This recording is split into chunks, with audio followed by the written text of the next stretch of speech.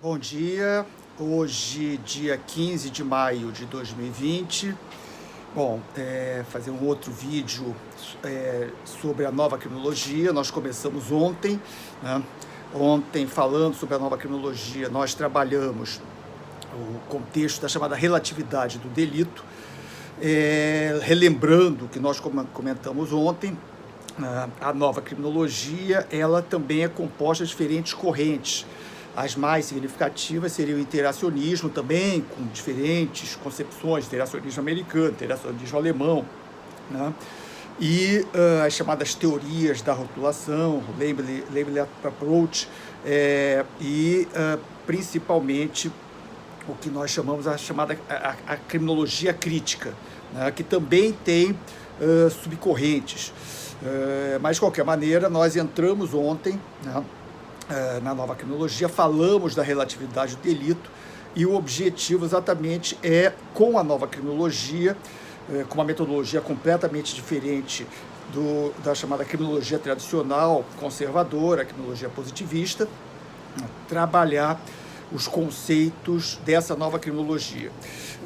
Ontem, ao falar da relatividade do delito, questionamos os conceitos que vêm da criminologia tradicional positivista, de entender o delito, o crime, como um fenômeno natural, né? Dadas determinadas circunstâncias, determinadas condições, o crime existiria independente das condições históricas, sociais, políticas, culturais, econômicas, né, de uma determinada sociedade. A ideia de relatividade do delito vai questionar isso daí, né? Vai colocar em xeque isso daí. E essa ideia de relatividade do delito, ou seja, o delito como um fenômeno relativo e não natural, faz com que ele seja a expressão da reação social, portanto, de uma construção social.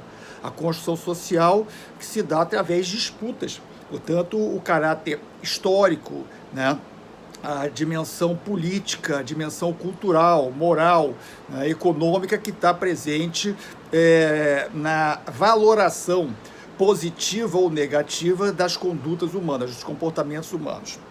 E ontem, ao falar disso daí, né, ficou faltando entrarmos nos outros dois grandes questionamentos que possibilitaram o surgimento de uma nova criminologia, né, e posteriormente de uma criminologia crítica, que seria a ideia dos chamados crimes ocultos, né, da delinquência oculta, né, as chamadas cifras negras ou cifras ocultas da delinquência, e, né, os chamados crimes do colarinho branco, a delinquência do colarinho branco. Voltando aqui à leitura do livrinho Que é Crime, pegar umas partes aqui. Ontem nós falamos isso, né? O delito é relativo, dependendo das variações da reação social sobre determinado comportamento humano. Sob esse ponto de vista, não existiriam diferenças naturais entre os delinquentes e não delinquentes. Nós falamos isso, né, no nosso vídeo de ontem, né, exatamente, quer dizer, se o delito ele é uma construção social, não existe uma diferença natural entre delinquentes e não delinquentes. Isso é uma construção social. Aqueles que vão ser considerados delinquentes pelo tipo de comportamento que passa a ser definido pela sociedade como um comportamento negativo e, do ponto de vista jurídico, passa a incorporar as leis penais, né? A construção do tipo penal, enfim. Sob o ponto de vista, se o homicídio, o adultério, a homossexualidade, o abortamento, o consumo de substâncias entorpecentes são delitos em um dado lugar e não em outro, tais condutas não diferenciam uma pessoa da outra, né? A pessoa tem um comportamento determinado que na Arábia Saudita é considerado crime, lá ele é criminoso, né? Ele é bandido, né? Quer dizer, e esse comportamento não é considerado crime, por exemplo, no Brasil, ou nos Estados Unidos, ou no México, né? Então, quer dizer, lá ele é criminoso e aqui, nesses outros países, não. E vice-versa, né, em outras situações. Né? Quer dizer, como a criminologia positivista trabalharia isso, como ela daria conta dessa situação. Tá? Bom, o que faz com que uma pessoa seja considerada criminosa em um lugar e não em outro, não é o comportamento em si, daqui é importante. O que faz uma pessoa ser considerada criminosa em determinado local e não em outro local, não é o seu comportamento, não é o comportamento em si, né? Mas sim a reação social dentro daquela sociedade, naquele contexto histórico. A diferença entre delinquentes e não delinquentes é produzida pelas reações sociais em relação a cada um dos comportamentos, e dentro de um determinado contexto histórico, né? Tanto que pode mudar o tipo de avaliação sobre comportamentos considerados criminosos ou não, também no decorrer da história de uma mesma sociedade. Dando um pulo, né, e passando aqui mais adiante, né, a gente vai exatamente, né, falar das chamadas cifras negras ou cifras ocultas da delinquência.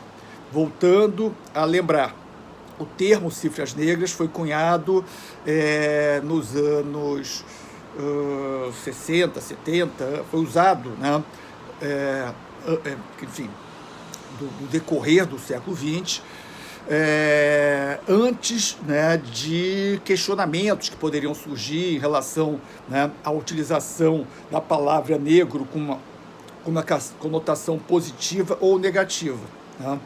Eu vou colocar aqui, como eu coloquei no outro, e vou utilizar essa expressão cifras negras, né, associando a cifras ocultas, exatamente porque muitos de vocês ou outras pessoas vão ler, né, textos do século passado, do século XX, de 20 anos atrás, 40, 50, 60 anos atrás, e que pode aparecer essa expressão, cifras negras da delinquência.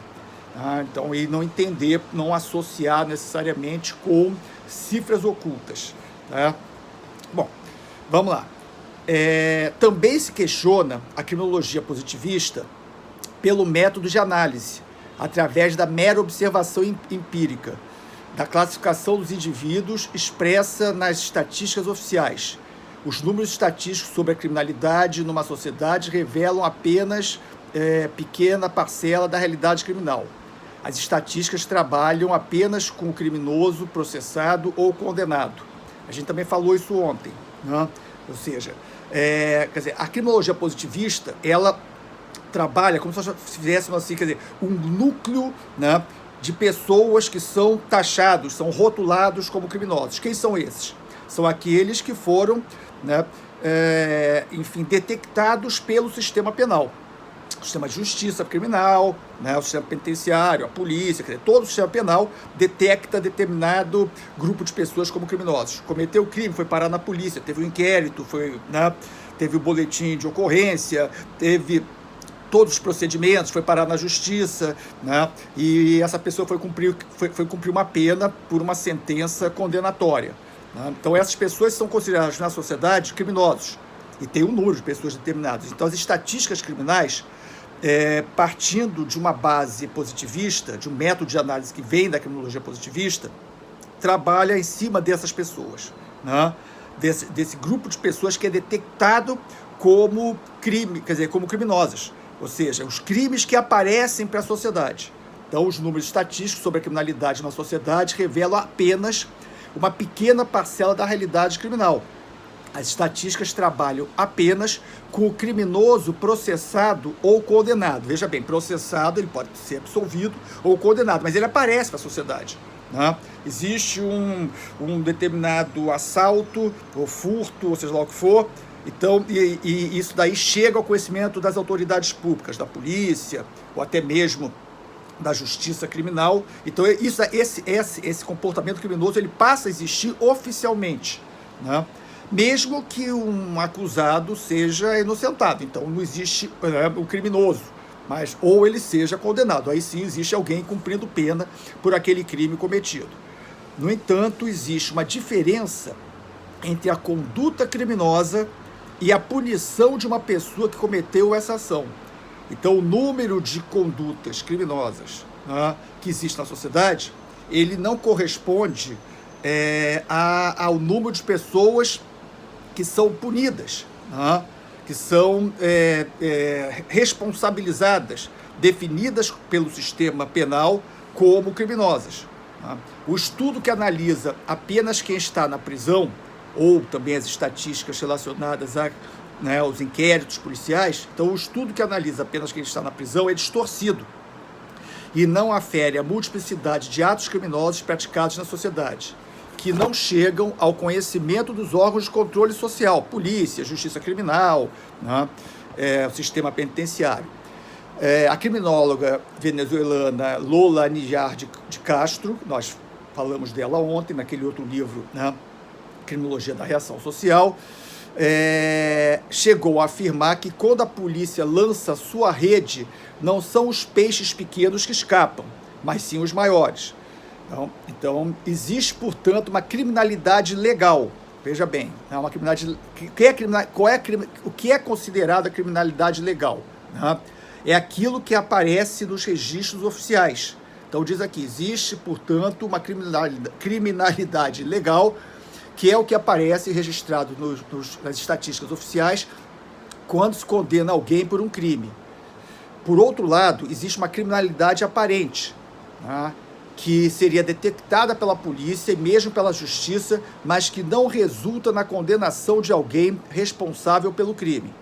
Daqui a pouco eu vou dar alguns exemplos pessoais. Né? O crime fica sem solução, embora a sua existência seja de conhecimento das autoridades públicas, da polícia, às vezes até da justiça.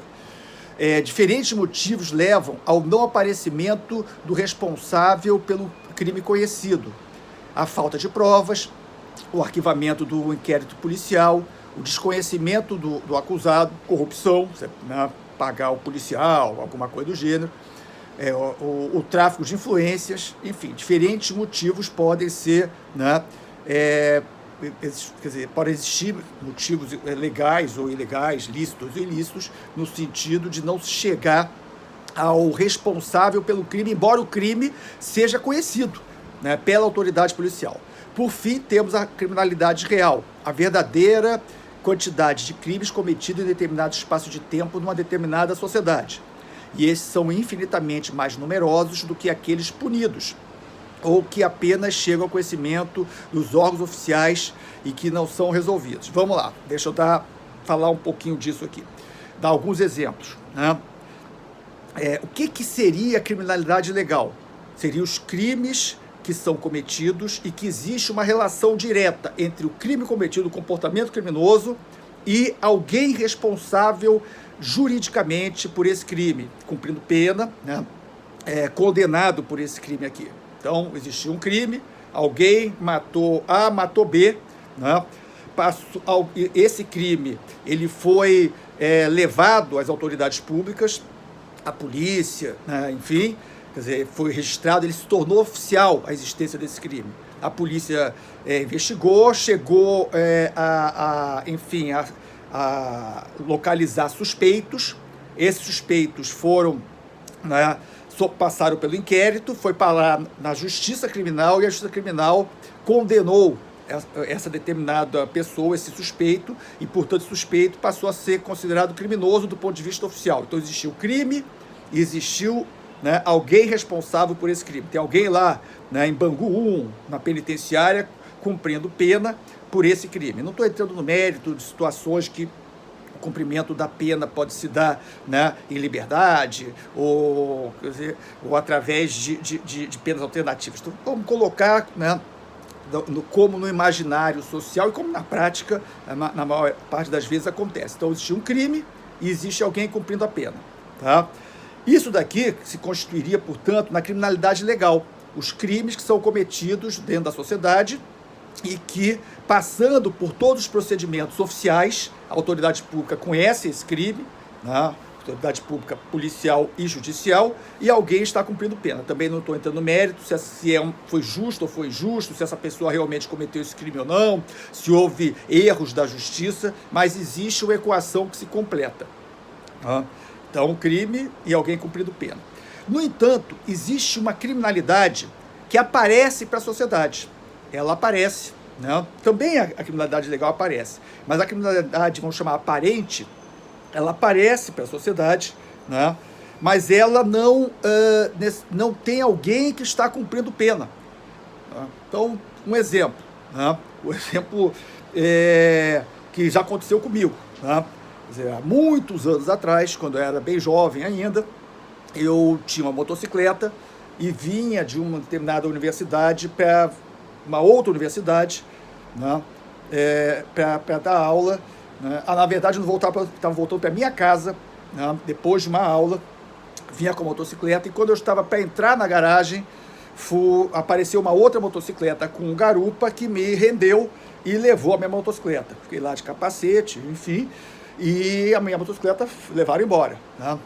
Então houve ali um roubo, né, né, para quem está estudando direito, porque houve ameaça, né, alguém armado ou aparentemente armado, né, podia ser uma arma de brinquedo, mas pelo menos, quer dizer, a grave ameaça aparece, né, quer dizer, subtrair coisa ali é móvel, né, utilizando a ameaça, né, que constituiria um roubo. Levaram a minha motocicleta. Eu fui, como a delegacia ficava perto da minha casa, eu fui até a delegacia, né, e cheguei lá, os policiais, e contei o que aconteceu, né? Enfim, eles registraram tudo ali, me deram um papel. Era uma época que não existia computador, né? Era na máquina de escrever, então me deram uma cópia, né, uma cópia que tinha no papel carbono do registro, né, do registro da ocorrência, do boletim de ocorrência, para que aquele crime fosse investigado. Eu até falei, olha, deve estar em algum local por aí, porque eles saíram, não tem nem 5 minutos, tem 5 minutos no máximo, né? Talvez se passar um rádio para carros da polícia, se consiga ver a moto. Não, a moto nunca apareceu, nunca soube quem foi. Mas o que aconteceu? Existiu um crime. O crime existiu, tá? O comportamento criminoso existiu. A conduta criminosa existiu. O crime não foi ficção, ele foi real, né? Mas ele não só foi real, ele chegou ao conhecimento da autoridade pública. A polícia não só escutou, mas ela registrou. E ela se tornou, né, o crime se tornou oficial quando ele foi registrado. É óbvio que eu não tenho mais esse papel, né, sobre o crime, por isso com certeza a polícia também não tem. Isso daí tem mais ou menos uns 30 e poucos anos atrás, né? E, enfim, então não tem esse papel, logicamente, né? Mas em princípio teria lá o registro do crime. Vamos supor que os policiais tivessem sido diligentes, coisa que com certeza não foram, e tivessem ido atrás, fizessem uma investigação, procurassem, passassem um rádio. É ao contrário, não deram a menor bola, deram lá o papel e pronto, deixa para lá, né? Mas passassem um rádio e chegassem a alguém que era suspeito. Veja, suspeito por quê? Porque, né, sem condenação, você não pode, né, dizer que alguém é criminoso. Bom, então o que acontece? Chegasse alguém e fosse para a justiça. E na justiça se comprovasse que não foi aquela pessoa, que está errado, ou não tem provas, né, ou por motivos variados, o juiz absolve aquela pessoa. Né? Então, quer dizer, existiu o crime, a polícia soube, o juiz soube, né, mas não tem ninguém cumprindo pena. Então, quer dizer, o crime ele é aparente, ele aparece na sociedade. Ele, inclusive, pode ser objeto de estatísticas criminais. Os crimes que existiram contra o patrimônio, né, no Rio de Janeiro em 1989. Né, exatamente foi o ano que aconteceu isso daí. Né, ano, quer dizer, que, inclusive, 2 anos depois que eu escrevi esse livro. Né, então, esses crimes, esse crime, quer dizer, qual foi a percentagem? Aumentou, diminuiu em relação ao ano de 88? Teve mais crimes, menos crimes? Então, quer dizer, essa criminalidade aparente, a criminologia positivista também trabalha sobre essa criminalidade, embora, né, ela não tenha alguém, não tenha uma figura, não tenha uma pessoa. Embora a criminologia positivista ela tenha um foco central principalmente no homem criminoso, o próprio nome do livro do Lombroso, do ser humano que comete o crime, da pessoa que comete o crime, porque está buscando nessa pessoa, seja nas suas características pessoais, né, psíquicas, biológicas, físicas, comportamentais, ou, né, características socioambientais dessa pessoa. De onde vem? Vem da favela, vem do Complexo do Alemão, vem do Harlem, vem do Brooklyn, vem de guetos determinados, né? Vem do banlieue de imigrantes islâmicos. Então, quer dizer, a criminologia positivista trabalha com essa concepção.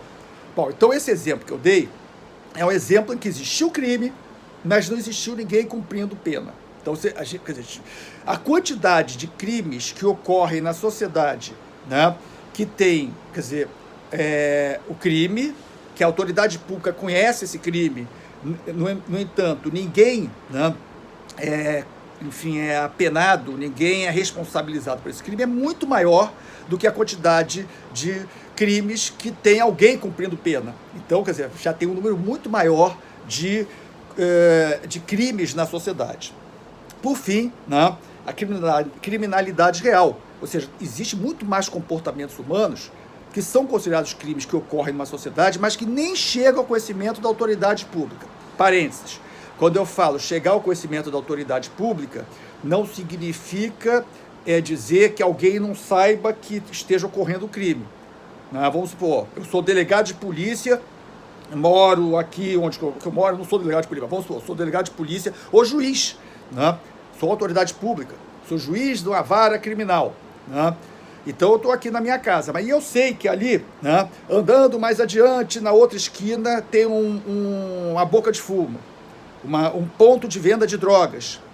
Né?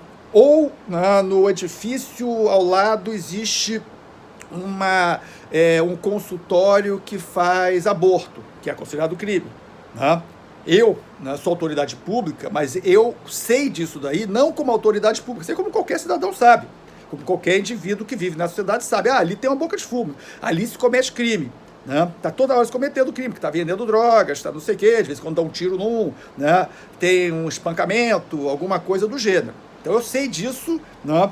Mas eu não sei enquanto juiz, ou enquanto delegado de polícia, ou enquanto policial, né?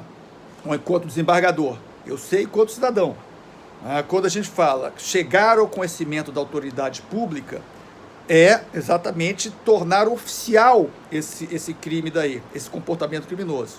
Seria alguém, né, denunciar ou chegar, enfim, a algum tipo de medida em que essa autoridade pública, policial e judicial, né, receba uma denúncia, receba, né, quer dizer,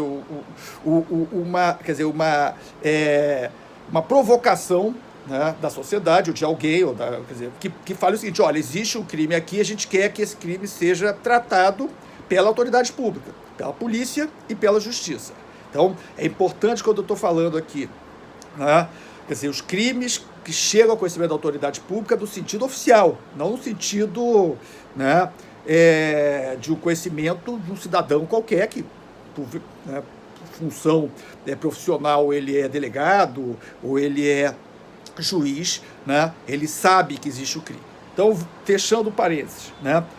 Existe muito mais crimes na sociedade do que aqueles que são detectados pelas autoridades públicas. Aqueles que são quando eu falo detectados pelas autoridades públicas, é detectados pelo sistema, que o sistema penal ele acolhe e dá um tratamento penal a essas condutas criminosas. Então, os crimes que a sociedade, né, que as autoridades públicas, que o sistema penal, os mecanismos de controle social penal da sociedade, né, acolhem e reconhecem, são aqueles que chegam à polícia, né, e que já passa a existir. E aqueles que chegam à polícia e que têm continuidade e chegam ao juiz e o juiz condena alguém. Sejam os crimes, né, do que eu chamei aqui de criminalidade legal, sejam aqueles da criminalidade aparente, que embora não tenha ninguém cumprindo pena, porque ninguém sabe quem foi, né? Ninguém sabe oficialmente, talvez todo mundo saiba direitinho, né? Às vezes, não necessariamente, mas, quer dizer, muitas vezes se sabe, mas que o sistema penal ele não reconheceu nenhum tipo de responsabilidade em alguém, embora tenha reconhecido que existe um crime. Essa é a questão, né, verdadeira das sociedades, que chega com os outros. Existe muito mais crimes, né, cometidos diariamente do que aqueles que são detectados pelo sistema penal. Muitos vão falar, isso aí é impunidade. Não, faz parte da lógica do sistema penal. O sistema penal ele é seletivo, né? Isso daí é uma questão que a criminologia crítica traz, é um conceito que a criminologia crítica trabalha. É a característica seletiva do sistema. O sistema penal ele é seletivo, né? A natureza do sistema penal é a sua seletividade, seleciona a sua clientela, né? Não é à toa que a maior parte dos presos vem de determinadas classes sociais, vem de determinados grupos sociais, moram em determinados locais, né? Quer dizer, então a gente vai ver isso não só no Brasil, no mundo inteiro. Nos Estados Unidos, por exemplo, existem pesquisas de um sociólogo, mas que trabalha nesse campo da criminologia, mas ele é sociólogo, Loïc Wacquin, ele é francês, e ele fez muitas pesquisas nos anos 90 e continua fazendo em diversas partes do mundo e nos Estados Unidos, né? E ele tem, quer dizer, diversos livros em português, inclusive. Numa desses livros, ele trabalha exatamente o percentual da população afrodescendente, a população negra nas prisões americanas, né? E ele diz, eu não estou lembrando aqui os dados, não vou procurar o livro agora, os dados corretamente, ele diz alguma coisa assim, né? Enquanto a população negra americana, né, na população geral, né, na população dos Estados Unidos, são cerca de 14%, mais ou menos, cerca de 14%, 15% da população americana de população negra, população afrodescendente. Então é uma minoria, né, do ponto de vista populacional, do ponto de vista quantitativo, né? A maior parte, né, da população carcerária americana é de negros. Então existe, né, uma maioria absoluta, não é nem relativa, é absoluta, mais de 50% da população carcerária americana é de negros. Embora, né, quer dizer, na população geral dos Estados Unidos, os negros correspondem a cerca de 14%, 15%. O Lombroso falaria, não, esse pessoal tem mais tendência para o crime, os negros, né, já nascem predispostos para o crime. Tá? Aí você falaria lá o Lombroso na criminologia positivista. O funcionalismo de corte positivista, na sociologia criminal positivista, sociologia ambiental, falaria, não, esse pessoal, né, negro vem dos bairros disfuncionais, das áreas disfuncionais da sociedade, das áreas doentes da sociedade. Por isso, eles fazem parte de subgrupos, subculturas, né, de um submundo, né, que exatamente potencializa essas pessoas para o crime. Quer dizer, então, essas são as visões que a criminologia positivista, nas suas vertentes variadas, tem. O porquê será que tem muito mais negros na prisão, sendo que a população negra dos Estados Unidos é muito menor, né? Quer dizer, então, vamos explicar dessa forma, né? Ou seja, a culpa é dos próprios negros, eles já são predispostos para o crime, né? Isso daí se reproduz nas práticas policiais, nos Estados Unidos, no Brasil, na Europa, em diversas partes do mundo. A polícia sai na rua para fazer uma ronda, né? Ele privilegia determinados grupos de pessoas, tipos de pessoas, né, para a sua abordagem. Ou seja, então existe uma construção de um senso comum criminológico positivista e um senso comum policial de que o criminoso ele preenche um determinado característica, inclusive física e fisionômica. Normalmente deve ser negro, deve ser jovem, né? Deve ter determinadas características. Se for um jovem de classe média ou classe média alta, talvez valha a pena dar uma geral, dar uma parada nele, o carro ali, porque pode estar com droga, né? Quer dizer, e aí a gente pode cumprir a lei com ele, talvez não dê nada, né? Ou, quer dizer, fazer algum tipo de extorsão. Olha, você está aqui, vamos te levar na delegacia. Talvez vocês saibam bem isso daí. Todo mundo sabe, não é de hoje, é desde a minha juventude que existe isso daí, né? Então as polícias, não só no Brasil, né? Nos Estados Unidos, na Europa, todo mundo inteiro, né? Com maior ou menor intensidade, né? Tem essa postura. Quando você chega num aeroporto, né? Na migração em determinado local, né? Em princípio, você vem de onde? Vem da América Latina, vem da América do Sul, né? Você é sul-americano, você é do Oriente Médio, você é da África, né? Quer dizer, e se ainda, além disso, você tiver características físicas, né, fisionômicas determinadas, isso reforça um olhar negativo prévio em relação a essa pessoa, né? Então, a seletividade do sistema penal, o sistema penal selecionando a sua clientela, né, tem essas características e é um conceito, né, central, junto com alguns outros que nós vamos ver mais adiante, em outros momentos, dentro da chamada criminologia crítica, né? O sistema penal, a sociedade não somente constrói, né, aqueles que vão ser considerados criminosos, aquilo que é considerado crime, como também seleciona a clientela que vai cumprir penas, né? Tem um autor que vocês talvez conheçam, que é delegado de polícia. Eu fiz parte da banca de mestrado dele, depois ele fez o doutorado, enfim, tem livros publicados, que é o Orlando Zacconi, né?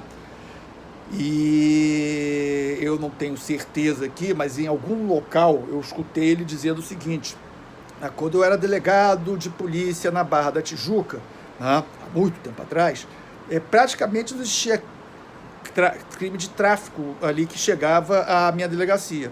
Praticamente não existia, né? Mas se você fosse à delegacia poucos quilômetros depois, 8 quilômetros adiante, em Jacarepaguá, perto da Cidade de Deus, a quantidade era muito grande. Por quê? Porque na Barra da Tijuca não existe tráfico de drogas, né? Quer dizer, como é que se dá isso daí? Talvez um jovem, muitos de vocês, né, andando na Barra da Tijuca com um carro talvez bom, uma motocicleta muito boa, ou com determinado tipo de roupa, enfim, com um pouco de drogas no bolso, ele possa ser abordado, ou nem ser abordado pela polícia, mas se for abordado pela polícia, ter um tratamento diferenciado em relação a um jovem negro andando perto da Cidade de Deus e que seja abordado com um pouco de drogas dentro do bolso, né? Ou sem nada no bolso, às vezes, né? Quer dizer, com quase toda certeza, não é uma questão matemática, mas quase toda certeza, esse jovem perto da Cidade de Deus, além de levar uns cascudos, né, levar uns tapas, alguma coisa do gênero, e ser ameaçado, ele, né, pode ser que ele venha a ser considerado traficante, mesmo que não seja para consumo próprio, né, e venha a ser condenado como traficante. Então, inclusive, isso daí coloca em relação não só a quantidade de crimes, que é muito maior na sociedade, a seletividade do sistema penal, mas também em relação àqueles crimes, a criminalidade legal, aqueles que estão cumprindo pena, né? Não necessariamente muitos dos que estão cumprindo pena, eles são, enfim, realmente estavam cometendo um crime. Uma grande parte, né, eu não sei as estatísticas atualmente, mas até há pouco tempo, assim, uma grande quantidade, né, daquelas pessoas que cometem crimes são crimes contra o patrimônio, que estão cumprindo pena, são crimes contra o patrimônio e crimes relacionados a drogas, relacionados a tráfico de drogas. Né? É a maior parte, a grande maioria. A gente dá a impressão que todos que estão, né, dentro da prisão foram todos assassinos em série, né, serial killers. Não, a maior parte ali não cometeu crime violento. A maior parte, seja aqui, fora do Brasil, nos Estados Unidos, na Europa, né, e outros países da América, cometeram crimes contra o patrimônio ou drogas, sendo que em relação a drogas, não necessariamente, quer dizer, com violência, a grande maioria não, né? Então isso mostra também como é que se dá a questão da seletividade do sistema penal, como o sistema penal trabalha selecionando. Bom, como existe muito mais crimes, né, que não chegam ao conhecimento da autoridade pública, então a quantidade de crimes na sociedade é muito maior. Vou dar um exemplo, já que eu dei um exemplo agora pessoal, vou dar um outro exemplo pessoal, que aconteceu alguns anos antes desse episódio da motocicleta. Não, foi alguns anos depois desse episódio da motocicleta, né? Por exemplo, uns 3, 4, 5 anos depois desse episódio da motocicleta. Eu saí à noite com uns amigos, não sei se, não estou lembrando aqui, se com amigos, namorada, não sei, né? E voltei para minha casa no meio da madrugada, de carro, estava de automóvel, e em vez de parar o carro na garagem, era de madrugada, eu morava numa ruazinha praticamente sem movimento, né? Uma rua pequena, enfim. Eu resolvi deixar o carro estacionado em frente do edifício, em vez de parar na garagem. Sei lá, deixei lá, fui dormir. Passado, sei lá, algumas horas, 3, 4 horas, no começo da manhã, estava amanhecendo, veio o porteiro correndo, começa a bater na minha porta, e eu procuro saber o que é, tinha dormido há poucas horas, né? E ele falou: olha, aconteceu um problema com o seu automóvel, né? Quer dizer, eu falei: mas qual foi o problema? Levaram, roubaram, furtaram o carro, né? Levaram embora o carro, né? Não, é o seguinte, eu tava lá, fui ver, quando eu voltei, eu olhei o seu carro, tava lá, mas só que tava sem os 4 pneus. Levaram os 4 pneus, algum engraçadinho, né? Possivelmente mais de um, passou ali, viu o carro, viu uma coisa que sei lá como é que é hoje, né? Roda mais transada no automóvel, alguma coisa assim, né? Pegaram o macaco, levantaram o carro, mais de um macaco, tiraram os 4 para vender, revender, sei lá, o pneu, a roda e assim por diante. Então o carro estava lá no chão. Eu saí, né, furioso, quer dizer, esperei abrir as coisas, fui ver lá para providenciar pneu, roda, não sei o que, ainda pensei com meus botões. Vou à delegacia ou não vou à delegacia? Né? Pensei com meus botões, eu falei, sabe uma coisa, eu não vou, pro diabo, quer dizer, não vou perder tempo na delegacia, ficar lá horas, espere, o cara, né, coloca no papel e pergunta 5 vezes, mas como é que foi mesmo? Mas você tem certeza que isso, aquilo, outro, não sei o quê, e coisa e tal, papapá, né? Então, o que acontece aqui, né?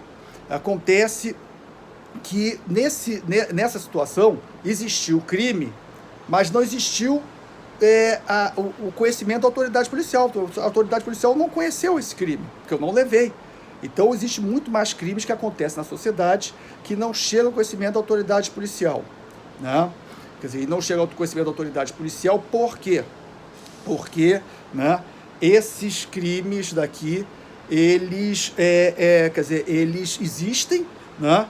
Quer dizer, mas ninguém levou lá, ninguém foi a polícia, não foi a justiça, não foi nada disso. A gente tem um monte de situações que acontecem assim, né? Quer dizer, comprar dólar no câmbio negro, né? Você dá o dinheiro pro policial, porque o policial vai falar, olha, vou te levar para a delegacia se você, né, enfim, se você não me pagar tanto porque você avançou o sinal ou porque você está com drogas. Tanto o policial cometeu o crime como você, os dois cometeram o crime. Esse crime não chega ao conhecimento da autoridade pública. Aborto, né? A quantidade de abortos que são realizados é muito grande e não chega ao conhecimento da autoridade pública. Furtos, roubos, né? Que fica por isso mesmo. Agressões físicas, o cara vai lá e dá um tapa no outro, tem uma briga generalizada, fica por isso mesmo, enfim. Então, as chamadas cifras ocultas, né? Elas são muito altas na sociedade. Dependendo do tipo de crime, elas são mais altas ou menos, né? Dependendo da visibilidade social. Por exemplo, homicídio, né? A cifra oculta é alta, existe uma quantidade grande de pessoas desaparecidas que ninguém sabe o que aconteceu, né? Mas normalmente ela chega, mesmo que não tenha ninguém cumprindo pena, ela chega ao conhecimento da autoridade pública. Né? Então, o que acontece? Acontece que, quer dizer, nesse momento daqui, né, a gente vê a quantidade enorme de crimes que ocorrem na sociedade. Contrabando, né? Eu até tinha feito uma listinha aqui, né, dessas coisas. Deixa eu ver se eu acho. Né? Bom, vocês sabem, né, em relação a isso daqui. Deixa eu ver se a Lola Niá de Castro ela chegou a colocar algumas situações. Né? Antigamente existia a questão do cheque sem fundo. Né? A pessoa passar cheque sem fundo era crime. Delitos sexuais, violência doméstica, eu esquecia, quer dizer, né?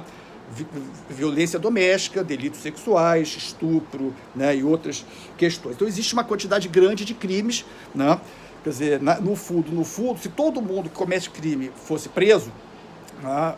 Seja no Brasil, seja no Canadá, na China, em qualquer, quer dizer, é uma quantidade muito maior de pessoas, porque vamos falar assim, logicamente, a gente pode brincar que nenhum de nós nunca cometeu nenhum crime, mas, né, quer dizer, talvez quase todo mundo tenha cometido algum crime em algum momento. Né? Eu conheço uma pessoa que eu não vejo há muito tempo, estudou comigo na PUC, Direito, que se tornou juiz, né? E que uma vez conversando comigo, há muitos anos atrás, tem mais de 30 anos, ele já era juiz, pegou o Código Penal, ficou brincando comigo, conversando, né? Uma passada de olhos, falou assim, pois folheando aqui, pelo menos umas 5, 6 coisas eu já fiz, né? Vale a pena fazer a brincadeira, o exercício. Dê uma olhada na lei penal e vê o que vocês já fizeram ou não fizeram ou ainda fazem, né? Então, é crime, né? Pela lógica do sistema, quer dizer, deveria estar cumprindo pena, né? Quer dizer, todos nós. enfim. Bom, vamos em frente. Então, as cifras negras ou cifras ocultas da delinquência revelam exatamente isso daqui, né? Revelam o fato de, enfim, de como, né, nessa sociedade, quer dizer, na sociedade que nós vivemos, né, no Brasil, quer dizer, no sistema penal, ele tem uma característica seletiva. Para terminar, vamos entrar no conceito dos chamados crimes do colarinho branco, né? Esse livrinho aqui, ele está traduzido para português, é o livro de um autor americano chamado Edwin Sutherland, Crime de Colarinho Branco, né? E aqui é a versão sem corte, porque existia uma versão anterior que foi cortada porque na época que saiu o livro, em 1949, o próprio Sutherland, dos Estados Unidos, ele fez uma versão sem colocar os nomes de empresas, possivelmente ele ficou com um certo receio de que o livro não fosse publicado, porque grandes empresas americanas estavam aparecendo ali. Empresas como a General Motors, né, a Ford, a General Electric, diversas grandes empresas americanas e, né, enfim, e aí ele fez. Posteriormente, alguns anos depois, né, surgiu a versão completa sem os cortes. E essa daqui, que foi traduzida por um professor, né, de Vitória, do Espírito Santo, que fez doutorado na PUC, né, que foi meu orientando no doutorado dele, que é o professor Clécio Lemos, né, ele é professor lá no Espírito Santo, e ele que fez a tradução do livro. Bom, vamos lá para falar um pouquinho, né, em relação aos chamados crimes do colarinho branco, né? Deixa-me ver aqui, né?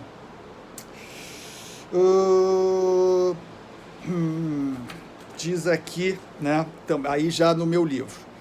Os postulados da criminologia tradicional também foram questionados com o conceito de crime do colarinho branco.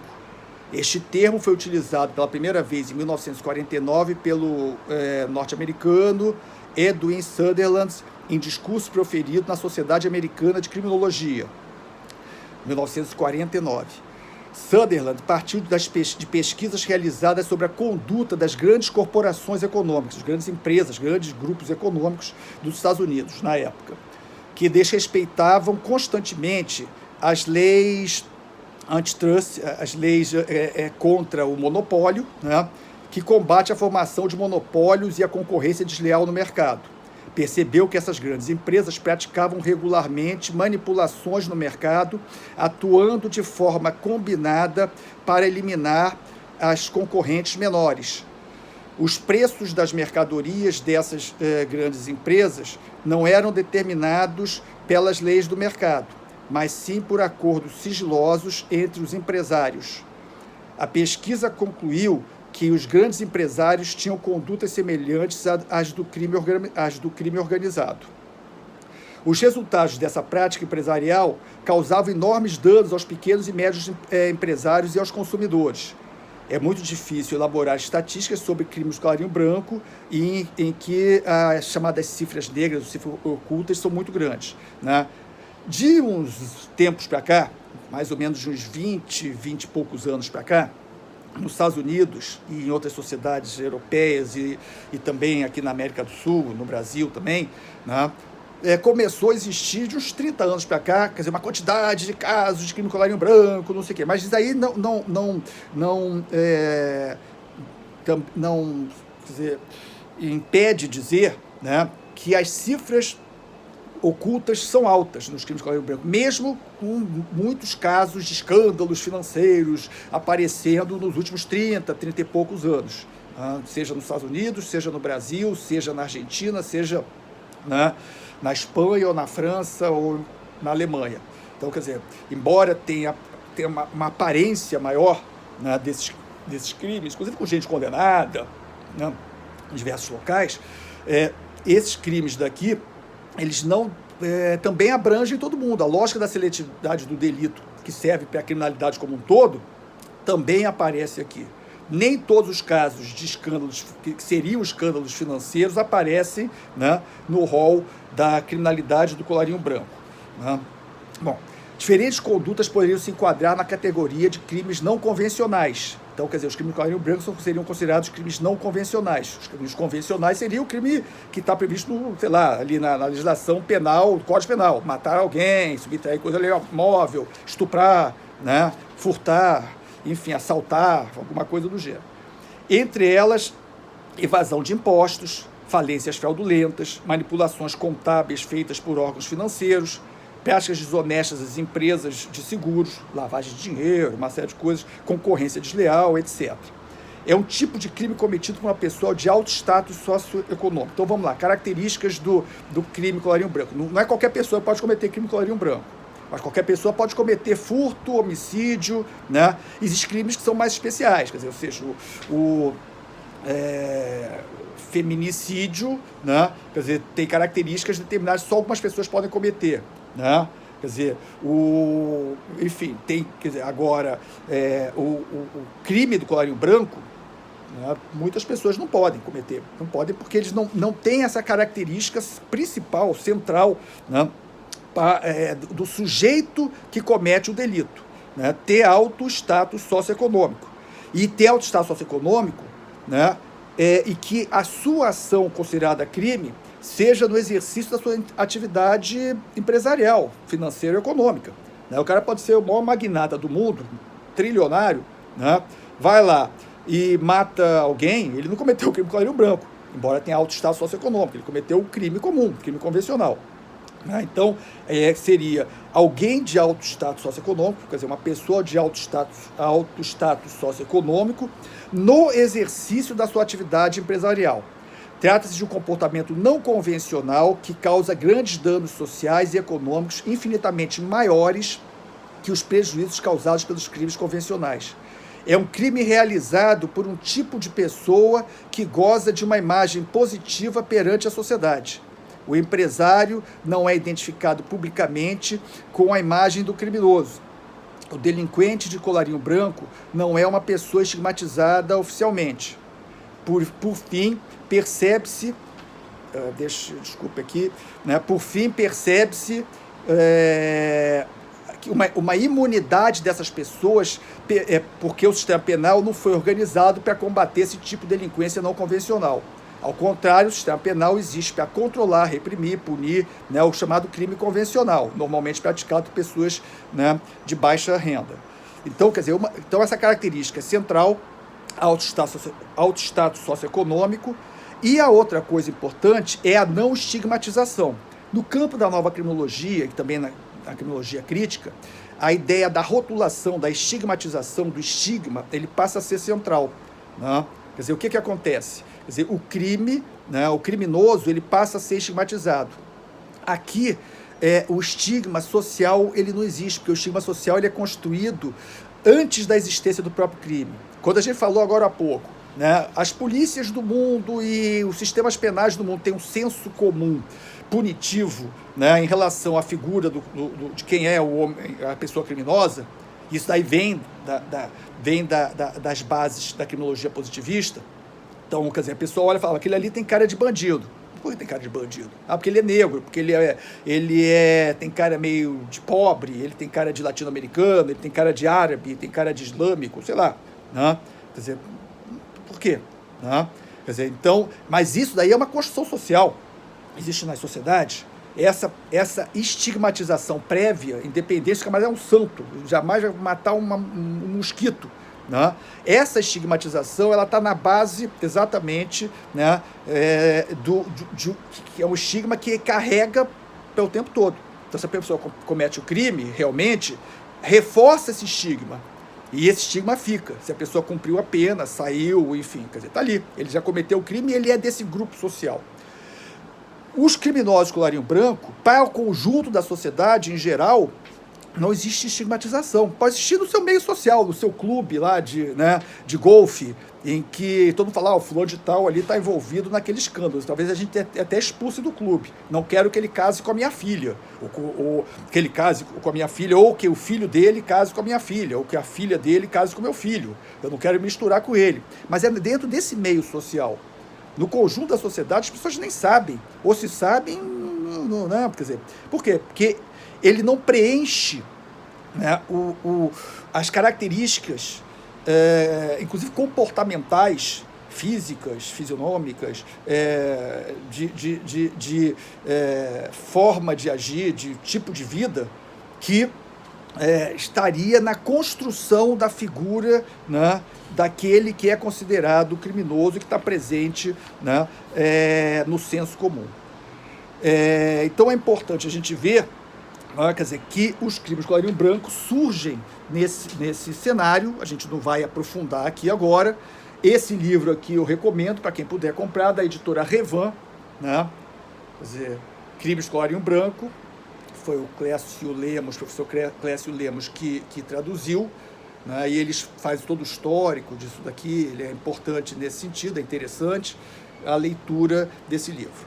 Vou encerrando por aqui, né? E nos próximos dias nós continuamos. Um abraço.